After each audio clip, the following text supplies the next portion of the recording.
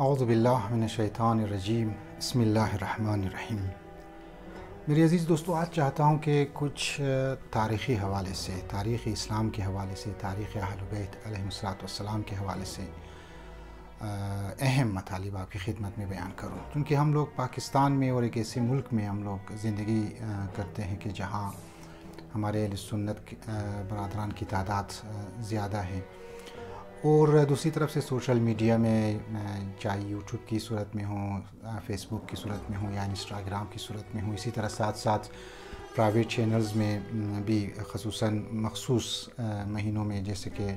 ماہ محرم میں اور رمضان المبارک کے مہینے میں جب انسان ان چینلز کو دیکھتا ہے تو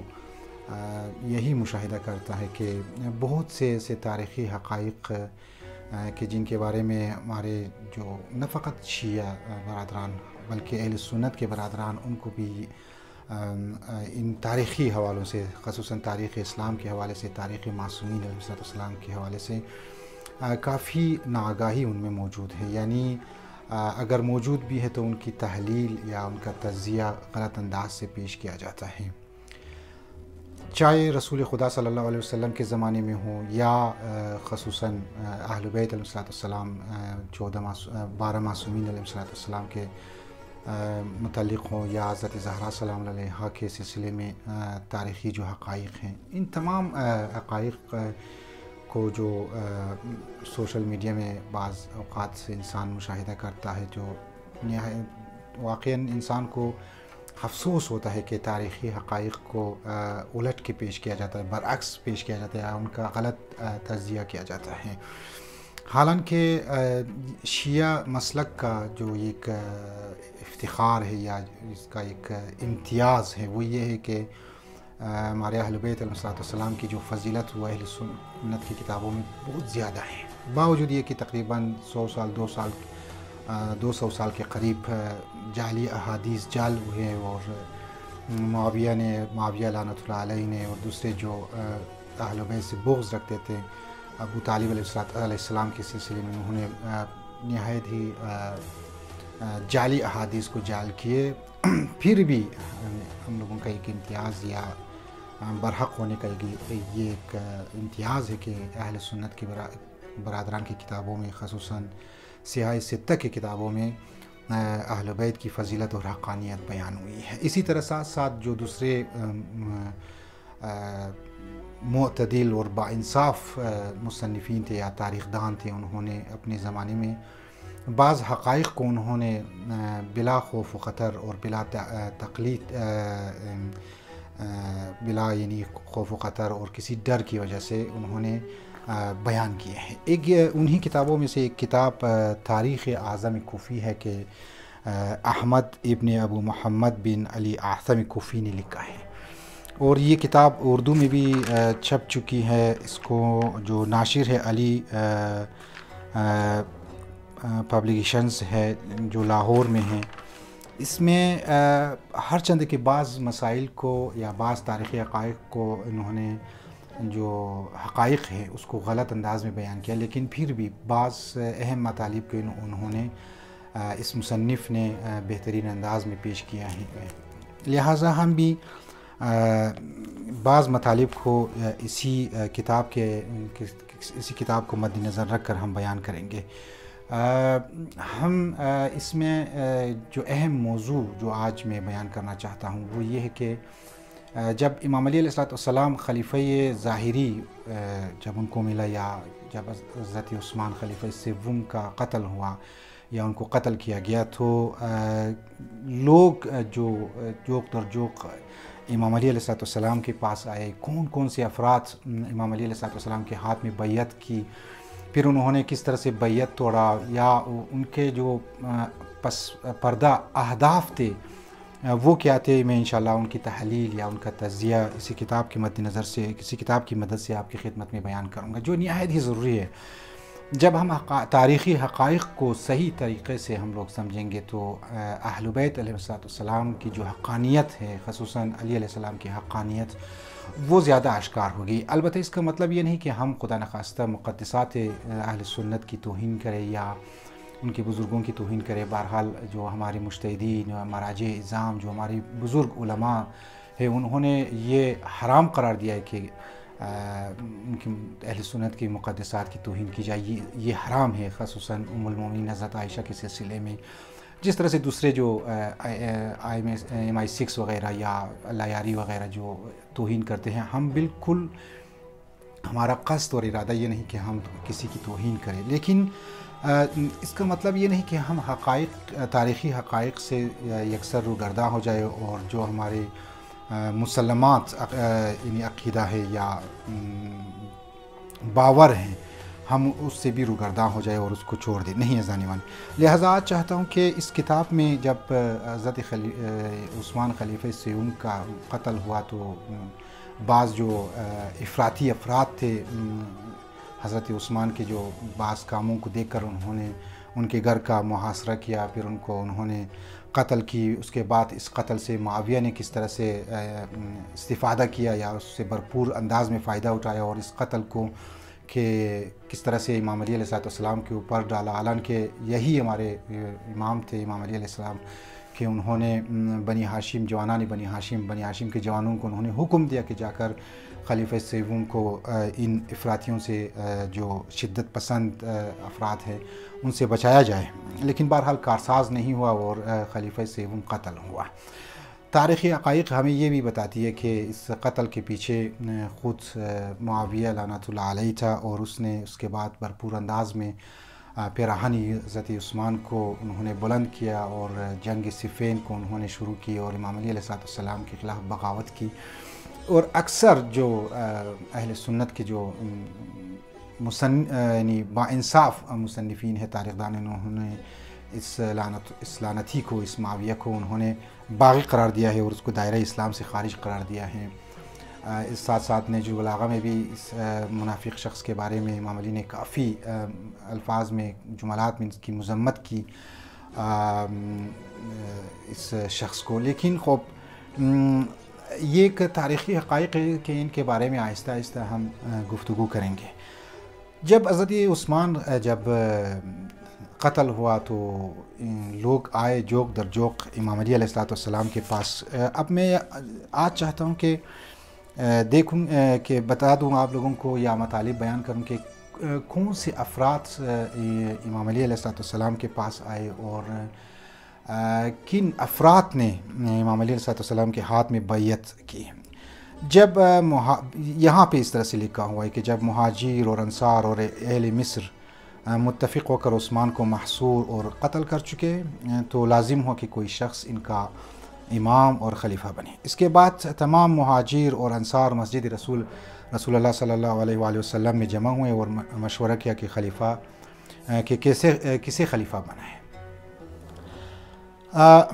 یہاں جو نام انہوں نے دیا ہے کہ عمار بن یاسر، ابو الہیثم بن نیحان یا تیحان، رفاع بن رافع، مالک بن عجلان، اور ابو ایوب خالد بن یزید، یہ لوگ آئے امام علی علیہ السلام کے ہاتھ میں. انہوں نے کہا کہ بیعت کی، اور انہوں نے ہی مشورہ دیا کہ امام علی علیہ السلام خلیفہ بنے. اس کے بعد آہستہ آہستہ لوگ جمع ہوئے، اور لوگوں کو معلوم ہوا کہ خلیفہ سیوم قتل ہوا ہے. ہمیں ایک خلیفہ کی ضرورت ہے جو رسول اللہ سے، یا جو میں صلاحیتیں ہوں وہ زیادہ، یعنی دوسروں کی نسبت زیادہ ہوں. تو انہیں کوئی نظر نہیں آیا سوائے امام علی علیہ السلام کے. لیکن آپ کو معلوم ہے کہ شروع میں جب یہ لوگ آئے امام علی علیہ السلام کے پاس، تو امام علی علیہ السلام نے ان کو رد کیا. انہوں نے کہا کہ مجھے آپ لوگوں کی خلافت کی کوئی ضرورت نہیں. اب یہ ایک اور مسئلہ ہے کہ امام علی علیہ السلام جو اپنے آپ کو حق بجانب سمجھتے تھے، اور کئی بار انہوں نے خلفاء کے زمانے میں یہ اعتراض بھی کی کہ میرا خلافت کا اصلی اقدار وہ ہے، لیکن یہاں پہ کیوں انہوں نے لوگوں کو منع کیا کہ والتمسوا غیری، یعنی مجھے چھوڑ دوسروں کے پاس جاؤ، مجھے یہ خلافت نہیں چاہیے. یہ ایک علیحدہ موضوع انشاءاللہ کہ اس کے بارے میں میں انشاءاللہ کبھی مطالب پیش کروں گا، تجزیہ و تحلیل پیش کروں گا کہ کیوں امام علی علیہ السلام نے منع کی. بہرحال جب لوگوں کا ہجوم زیادہ ہوا، لوگ زیادہ آئے، اور سردار جو قبیلے کے سردار تھے، جو سربراہان تھے، جو اہم افراد تھے وہ امام علی علیہ السلام کے پاس آئے، تو امام علی علیہ السلام کے پاس کوئی چارہ نہیں تھا، حجت تمام ہو چکی تھی، تو لہٰذا امام علی علیہ السلام نے مخصوص شرائط کو مد نظر رکھ کر خلافت انہوں نے قبول کی۔ یہاں پہ جو نام یہاں پہ ذکر کیا ہے اس مصنف نے، طلحہ تھے، طلحہ ابن زبیر تھے، طلحہ تھے، اس کے بعد زبیر نے بیعت کی، اس کے بعد مہاجر و انصار، شرفاء و فضلاء اور سرداران عرب و عجم اور اوسط درجے کے ہر ایک شخص اور صاحب جاہ و حشم نے جو مدینہ میں حاضر تھے، دل سے انہوں نے بیعت کی۔ امام علی علیہ السلام نے اس کے بعد کیا کیا جب خلیفہ ہوئے، لوگوں نے بیعت کی، یہ بھی ایک علیحدہ موضوع ہے۔ لیکن جو افراد یہاں پہ انہوں نے ذکر کی ہیں وہ یہی ہے کہ زبیر بھی آئے، طلحہ بھی آئے، اور یمن سے جو سردار تھے، جو امام علی علیہ السلام کا قاتل تھا،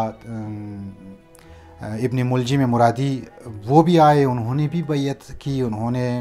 اس کے بعد میں انشاءاللہ اس کی یہ مطالب بھی بیان کروں گا۔ اور بھی بہت سے افراد تھے کہ یہاں پہ ابھی سب کے نام کو اگر میں لوں تو بہت سے مسائل پیدا ہوں گے، یعنی بیس طولانی ہوگی۔ لیکن جو اہم نقطہ وہ آپ کی خدمت میں بیان کرنا چاہوں گا وہ یہ ہے کہ جب حضرت عائشہ ام المومنین نے حج کر کے مدینہ کی طرف مراجعت کی اور شہر کے قریب پہنچے تو عبید بن سلمہ لیسی جو ابن کلاب کے نام سے مشہور تھا، ان حضرت عائشہ کے استقبال کے لیے نکلا۔ حضرت عائشہ نے پوچھا کہ کیا حال ہے؟ اس نے کہا لوگوں نے عثمان کو مار ڈالا۔ عائشہ نے کہا پھر کیا ہوا؟ عبید نے جواب دیا کہ حضرت علی علیہ السلام سے لوگوں نے بیعت کی، سرداران نے عرب نے بیعت کی، عرب و عجم نے امام علی علیہ السلام کی بیعت کی۔ واقعی ایک عجیب نکتہ ہے کہ حضرت عائشہ یہاں انہوں نے بولی کہ اے کاش آسمان زمین پر پٹ پڑتا اور میں یہ دین نہ دیکھتی اور یہ خبر نہ سنتی۔ خدا کی قسم عثمان کو ظلم نے مار ڈالا اور بے خطا ان کا خون بہا دیا۔ واللہ عثمان کی عمر کا یہ ایک دن علی علیہ السلام کی تمام عمر سے بہتر تھا۔ میں چین سے نہ بیٹھوں گی جب تک عثمان کے خون کا بدلہ نہ لے لوں گی۔ عبید نے کہا تم ایسا کیوں کہتی ہو؟ کیا تم علی علیہ السلام کی تعریفیں نہ کیا کرتی تھی اور کہا کرتی تھی کہ آج روئے زمین پر کوئی شخص درگاہ جناب الہی میں حضرت علی ابن ابی طالب علیہ السلام سے زیادہ گرامی نہیں؟ اب کیوں ان کی دشمن بن گئی اور کس واسطے سے ان کی خلافت سے بیزار ہو؟ کیا تم ہی عثمان کے قتل کے لیے لوگوں کو ترغیب نہ دلاتی تھی؟ اس پیر گفتار کو مار ڈالو، اب کیا ہوا کہ ایسی باتیں کرتی ہوں؟ عائشہ نے کہا میں اس وقت ایسا ہی کہتی تھی جب سے اس کی خبر سن لے باز آئی کہ اس نے تم سے توبہ کر لی تھی، یعنی حضرت عثمان نے توبہ کیا تھا، توبہ کے سبب اس کے تمام گناہ معاف ہوئے ہیں، لہٰذا اب میں چاہتا ہوں کہ حضرت عثمان کا خون کا بدلہ لو۔ عبید نے کہا کہ اے ام المومنین خدا کی قسم تم اچھا نہ کرو گی، امت محمد مصطفیٰ صلی اللہ علیہ وسلم میں فساد اور تفرقہ پیدا کرو گی، بڑے بڑے فساد اٹھ کھڑے ہوں گے اور بے شمار خون ریزیاں وقوع میں آئے گی۔ عائشہ نے عبید کی بات پر ذرا توجہ نہ کی بلکہ نصف راستے سے پلٹ کر مکہ کی راہ لی۔ اب دیکھیں ذانمن، انسان اگر ان تاریخی حقائق پر نظر ڈالے تو خصوصاً ہمارے اہل سنت کے جو جوان ہیں برادران، وہ اپنے علماء سے ان حقائق کو یا ان تاریخی حقائق یا مطالب کو محفوظ کر کے ان سے سوال پوچھے کہ کیا ہوا کہ حضرت عائشہ شروع میں امام علی علیہ السلام کی فضیلت بیان کرتی تھی، اس کے بعد وہ جب حضرت عثمان کا قتل ہوا تو انہوں نے دوبارہ اس قتل کو امام علی علیہ السلام کے اوپر ڈالا اور جنگ جمل کو شروع کیا کہ جس کی وجہ سے کافی افراد جو مسلمان تھے وہ اس دنیا سے چلے گئے اور ہلاک ہوئے ہیں۔ لہٰذا ذانمن لوگ آئے، یمن والے آئے، دوسرے اسلامی ممالک کے جو دوسرے اطراف و اطناف کے جو لوگ تھے وہ لوگ آئے اور جوک در جوک انہوں نے امام علی علیہ السلام کی بیعت کی. امام علی علیہ السلام جب خلیفہ ہوئے تو انہوں نے کہا کہ میں جو 3 خلیفہ گزرے ہیں ان کی جو قوانین یا جو احکام انہوں نے اس سے پہلے اسلامی ممالک میں انہوں نے لاگو کیے تھے یا اجرا کیے تھے یا بنائے تھے، ان کو میں کبھی ان پر ان کی میں پیروی نہیں کروں گا، بلکہ جو اصلی اسلام کے جو مطالب ہے یا احکام ہیں یا میں رسول خدا صلی اللہ علیہ وسلم نے جو کہا ہے ان کو میں پیادہ کروں گا، ان کو میں اجرا کروں گا، ان کو میں اپلائی کروں گا. اس کے بعد لوگ گئے اور امام علی علیہ السلام کی جو ظاہری خلافت تھی 4 سال، بعض کہتے 4 سال 4 ماہ، تو اس کے بعد ازان من مشکلات شروع ہوئی اور جنگ جمل، جنگ صفین، جنگ نہروان، یہ 3 جنگیں شروع امام علی علیہ السلام کے اوپر انہوں نے ڈالا اور کافی مسلمان شہید ہوئے. اس کے بعد جب شب قدر کی جو رات تھی 19ویں شب قدر کو امام علی علیہ السلام کو انہوں نے زخمی کیا، ضربت لگائی ان کے سر مبارک پر. پھر 21ویں رمضان کو امام علی علیہ السلام شہید ہوئے. انشاءاللہ میں دوسری اس ویڈیو میں ابن ملجم مرادی کون تھا، اس کی شخصیت کیا تھی، انہوں نے کس طرح سے امام علی علیہ السلام کی بیعت کی، اس سلسلے میں مطالب انشاءاللہ بیان کروں گا. امید کی جاتی ہے کہ آپ میرے چینل کو ضرور سبسکرائب کریں گے اور جو مطالب میں نے بیان کی اس کے بارے میں غور و فکر کریں گے. جو بھی سوال ہوں کمنٹ کی صورت میں آپ ضرور دے دیں، میں انشاءاللہ کوشش کروں گا کہ ان کو صحیح طریقے سے جواب دوں، اور اگر مطمئن پھر بھی نہیں ہوئے تو اس کے بعد ایک علیحدہ مخصوص اس کمنٹ کے سلسلے میں اس کمنٹ کو مد نظر رکھ کر میں ایک ویڈیو بنا کے اپلوڈ کروں گا. السلام علیکم ورحمۃ اللہ وبرکاتہ.